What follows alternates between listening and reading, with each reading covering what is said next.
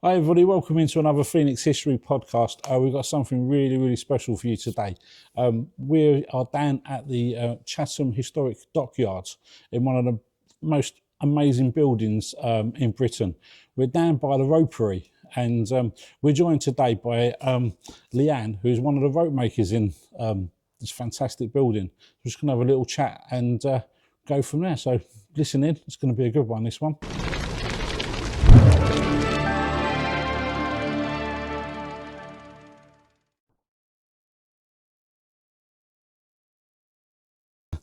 So thanks, Leanne. Thanks for joining us. Thank you for your time today. Yeah, thank you. Brilliant to see you. Rope making then. Yeah. That's a little bit different, isn't it, than your normal job? So how did you get into doing that? It is a bit weird. Yeah. Yeah, people do react quite strangely when I tell them I'm a rope maker. But I started here front of house 15 years ago. Okay. And yeah, I spent about a year and a half, 2 years selling tickets, you know, that sort of stuff. Came to do all the different tours, did the submarine and the boats and all that lot.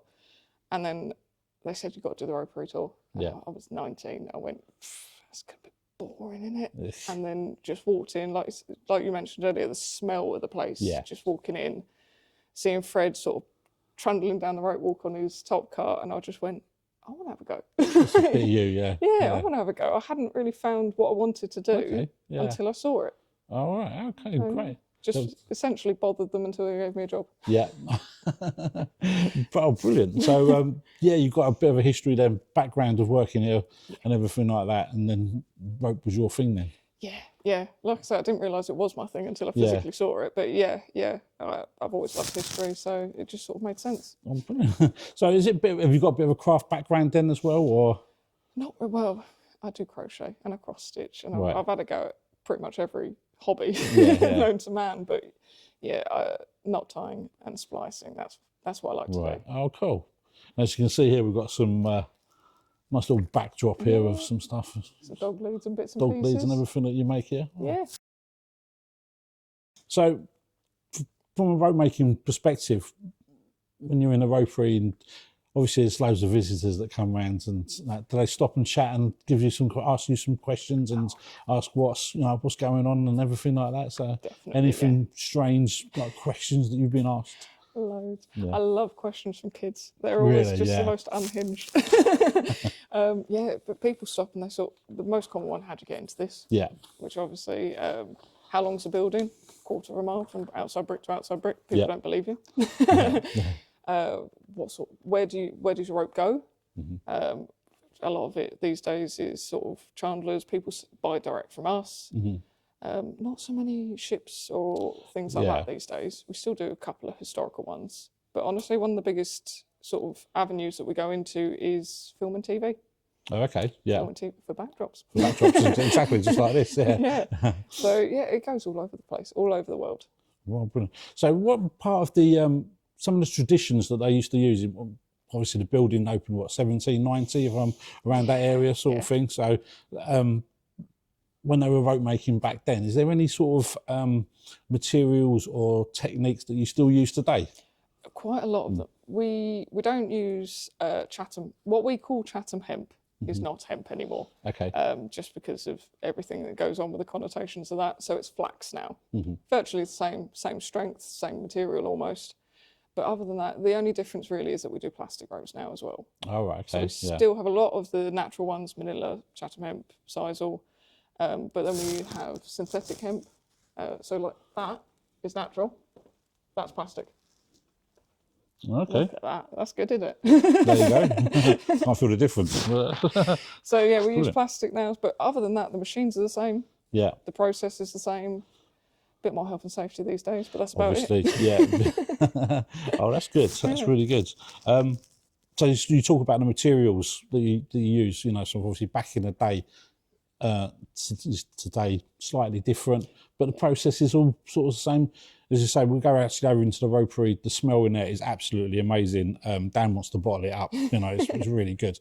All the machines in there, obviously, it's very similar, if not the same ones that they were using back in the day. Yeah, our oldest machine is 1811, still used virtually daily. Wow. And that's the Henry Maudsley forming machine. Yeah. I love that one. She's lovely. They've all got nicknames. That's Maud. Yeah. And then I think the newest one is 1854. That's the baby. All right. Crikey. Well, that's really interesting. Yeah. That is, to see it all over there. Oh, that's really good. So, rope making in itself quite demanding, or is it more of a, you know, the pressures of the clientele sort of thing? Or Yeah, sometimes we get customers and they'll sort of ring in and go, "We need a rope tomorrow," and most of the time we can do it. Right. We keep a stock and we try to get it out there as quick as possible. But most of the time, it's just sort of people will come in and they'll say, "Oh, yeah, can you get us a couple of ropes?" Or, but I like the odd jobs that come in. Where I did have one where I had to make 275 key rings, and yeah, it was quite demanding, just purely because I sort of lost my mind. Yeah, I can imagine. Yeah, the little tiny little yeah. Because obviously back in the day, like ropery was used for, obviously, as you say, all the ships, you know, and obviously back in there, a lot of it, miles and miles of ropes they needed, hence the size of the ropery. You know, I think it was one of the largest brick built buildings of its time as well. So all the ropes that was used there, as you say, not so much ship work now. No. It's more. Yeah, which we're kind of grateful for, because I believe a ship like Victory would have taken 31 miles of rope. Okay. So that's a lot of rope. Yeah. Whereas now people order 4 or 5 coils. That's quite nice. Yeah.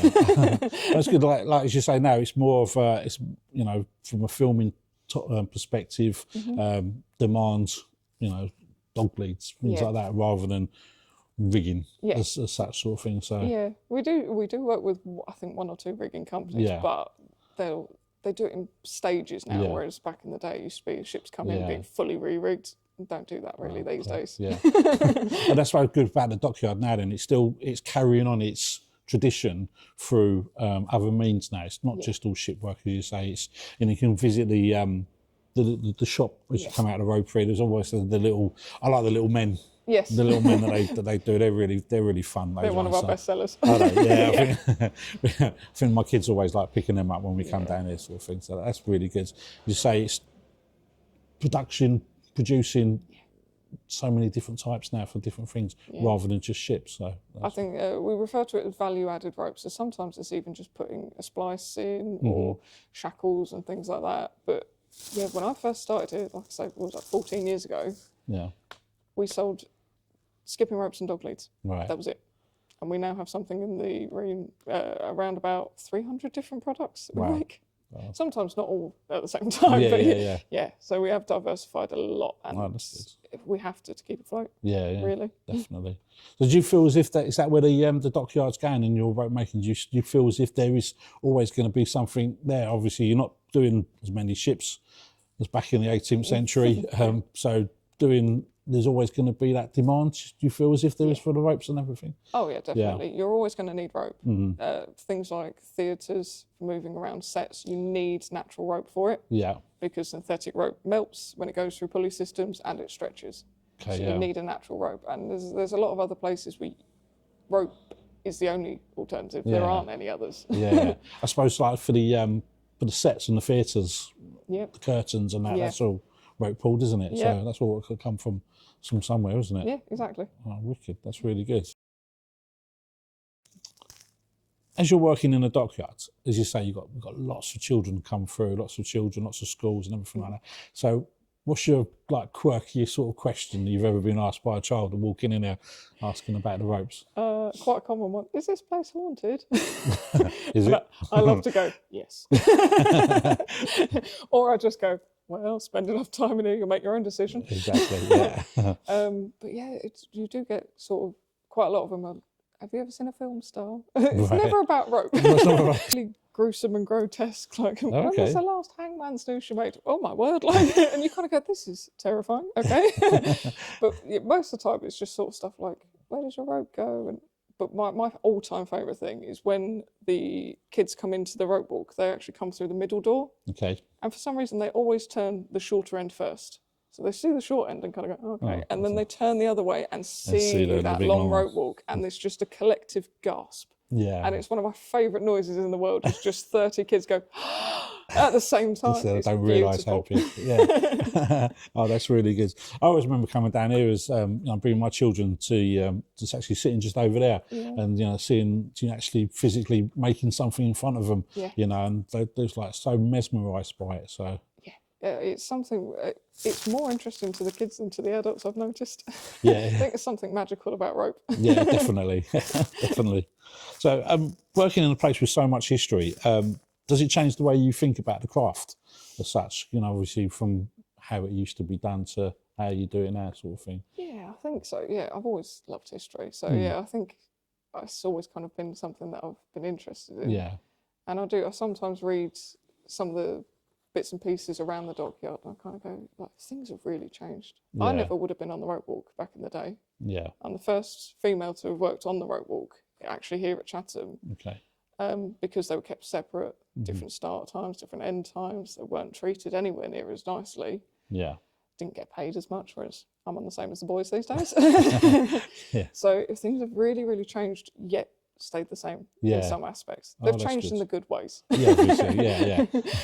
Oh, that's really good. That's good. That is there. So from we live in like a world of like synthetics, like we said, and fibres and mass production and everything. Yeah. So what traditions do you feel still matter? Bringing the old to the new sort of thing. Yeah. Well, in regards to rope making, the splicing and knot tying things, there is not a machine out there that can do it. It has to be made by hand. Right. And that's the sort of thing that most people find it easier to learn next to someone demonstrating, or because if you look at a book, it's flat. It doesn't tell you when to turn it over. It doesn't tell you sort of. Yeah. It's very difficult to learn things from a book. So you need people to pass on that knowledge. Of course, yeah. So I learnt mainly from Dave. Dave learnt from Fred Biggs. Fred Biggs learnt from the other people. Like, it's been passed down, and now we're teaching Rob. And it's quite nice to sort of go, yeah, I taught him that. Yeah, exactly. Some of these are Rob's. They're very nice. Yeah. So yeah, things like that. I think you need to keep that knowledge. Yeah, definitely. Yeah. Oh, that's really good. That's really good. So if someone come up to you and said, right, I want a dog lead. Yeah. Where do you start? Where does that start to become that at the end of the day? There is one here that's slightly undone, actually. Oh. So yeah, you basically, well, first you ask how big, what size, all the other questions. Once you figured that out, you've got an eye splice. That's what that is. So that's an eye splice. We have a standard size handle, and we've got all the tools that we do that. And then that is actually the exact same thing. It's an eye splice again, just a much tighter one. And then you have to whip the ends to make sure that it's nice and tight and it's not going to come undone. So all of that, it's 2 eye splices. Yeah. But then you can sort of transfer that skill, because when we make swings, it's 2 eye splices. It's just a slightly different way of doing it. Gotcha. Yeah. When we make springs for mooring lines, that's an eye splice. So the fundamental background of it is all the same. It's just that tweak at the end to turn it from a dog lead to something else. Yeah, exactly that. Brilliant. That's fascinating. It really is. I love it. So how do you balance like your history, authenticity with the modern like safety aspects? Like you said, obviously health and safety has come a huge lot from back in the 18th century. So you've had to, the whole buildings had to adapt to that. Obviously here, even where we are now, there's barriers, there's, do not pass this place, etc., etc. So do you feel that in the actual ropery as well? You've had to, come to terms with all the... Yeah, it's weird. I think because it's always been like that since I've been here, I've not really noticed the difference. But Dave and Andy have been here 25 years, and they said even things like the stop buttons, they didn't have stop buttons when they first started. And to stop the machine at the other end, you had to hold it with one hand whilst walking quite quickly to keep up with it, and had to undo the strop. All right. And essentially they put the stop buttons in because they went, well, first of all, you have to. And they had this horrible feeling that a new trainee was just going to get squished. Yeah. But toe protectors, ear defenders, things like that, I think just naturally to us, we put one. We'd rather have toes than ruin the illusion of historic rope making. Yeah. People know we're still a business, so they come in, they kind of go, wow, the building's amazing, but you But lot you've are still kind of got, modern. yeah, that's it. You've got your high-vis jackets on or whatever. Not quite, but yeah. And your hard and, hats. Yeah. No, you're all right with them. Bump caps. Yeah. We do sometimes have them.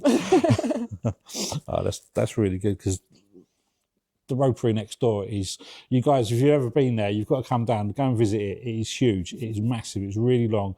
As we said before, the smell is it just takes you. You've got all the machinery that's sitting in there as well. It's just a fantastic part of the dockyards. I mean, the dockyard's amazing as it is, but the ropery is really special, and you can see these guys actually doing their stuff, making this well, everything really. Just behind the camera there's a big work desk.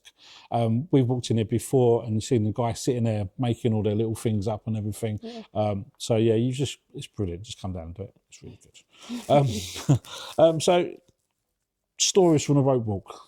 Yeah, obviously, imagine you've had some unusual requests. I know we spoke about, the children and everything like that. So have you ever, like, what happens if do you foul a rope? Is that the right terminology? If it doesn't end up what it's supposed to do, do you get like frustrated? Is it something that happens quite often, or? Luckily, touch wood, it doesn't happen very often. Yeah. Most of the time, because it's done the way that it is, you've got 4 people forming the strands, 3 people closing the rope. So you've always got people at every aspect. Yeah. So if you see like a fault in the rope or something, you tend to be able to stop it before it gets too far. Okay, yeah. But there are times where you've made a rope and you've gone, oh, that's lovely. And then you go and test it, which literally the test machine is just, you clamp both ends, pull it until it breaks, and write down what it broke at. Okay, yeah. And we have to meet British standards and MOD standards. And sometimes it will break under, and you kind of go, oh. Yeah, you thought you'd done it, yeah. And you have to do all the paperwork, non-conformities and all this, that and the other, which is all fun. But most of that, we can sell it to places like film crew. Yeah. If you go, absolutely do not use this for lifting, it's for background and things like that, scout groups and cricket grounds. Okay, so they get a little bit of rope out of a non-conformity rope. So so it's all going to be used in some aspects. Yeah, hopefully. Because just next door, isn't it? That's where the testing bit is, isn't it? Where you test it. Massive cage room. We might get some photographs over there afterwards, sort of thing. But yeah, I can see the way did they used to use that back in the day as well, or similar? Similar, yeah. That one I believe is the 1970s, that machine. Okay. There is actually one right at the back that is essentially a hole in the ground. Okay. And they used to just hang a rope and then just kind of put weights on it. Oh, wow. It's very dangerous. Yeah, which is why we don't use that anymore. But yeah, it's not really changed that much, just slightly safer. It's got a cage around it now in case it flies out the machine, which I've never seen. No. Well, once. That's your health and safety. Back to your health and safety then, that's what I'm guessing, yeah. Yeah. Oh, that's cool. So looking ahead then, the future of rope making, do you feel as if, obviously, like you elaborated on it earlier on, everyone in the day and age that we are now, whether it's filmmaking, whether it's theatre, dog walking, there's always that need for the rope. So you feel as if it's like an everlasting demand out there at the moment? I hope so. Yeah. I do hope so. And yeah, it does make me happy. We've had children come in. I remember once a little girl came in and her grandparents told us that she was so enthralled by the ropery. She went home and made a mini rope making machine out of like the Lego Technic. Yeah. Wow. Like, what kind of child does that? That's just incredible. Someone's after your job. Yeah, exactly. We've had kids come in who are like, I've made this little monkey fist, what do you think? Yeah. The kids, they want to come and show us what they can do. Yeah. And I love that, and I encourage it because it's such a weird niche job. Yeah. I will admit that. I must admit, like, when my kids came in here, and they sat over there and they listened to the stories. It was the first time in ages they were actually sat there quiet. Because I think that it's one of the things that the children really pick up on, as you say. And then to walk out of the room with like a little, just have one in my hand, a little made-up little rope man, as something like that. It's because it's so different. Yeah, it really is, isn't it? Yeah, that's really good. Just going back to sort of when people come in, I know we sort of touched on it a little bit with the questions and everything like that. you do part of the tours as well. Do you do the tours as well for the children and everyone like that as well? Sort of, yeah. Yeah. If it's school groups, they come in and they make their own little piece of rope. Yeah. We have the rope tours, which you sort of go around, you get a tour guide who walks you around and you make another little piece of rope. And then you've got the rope experience, which is at 2:30 every weekday. And you get to come in and see us making a rope on the big machinery. Right. And most of the time when people come in, they go, I want to see the rope making. Yeah.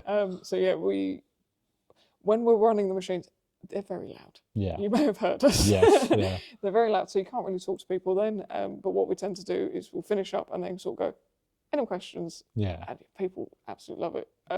I like that because that's usually when you get the weird questions. Yeah. But one of my favourites is I stopped and went, any questions? And there was a man, probably 50s to 60s, put his hand up and just went, can I have that bit of rope if you're going to throw it away? And it was just the end bit. And I went, yeah, go on then. Because, the adults find it exciting to take a little souvenir rope home as well. Because I think the adults will, bring it so much as well. It's so fascinating to actually go out there and watch you guys do, what you do and turn something so tiny into something as sturdy and as thick as something like that. I'm just looking around where we are situated at the moment. There's so much different types. I know it's your sort of like your little corner bit, but stuff everywhere. But it's all made of rope. It's all made of rope, and that's where it all comes from. Yeah, that's brilliant. That's really good.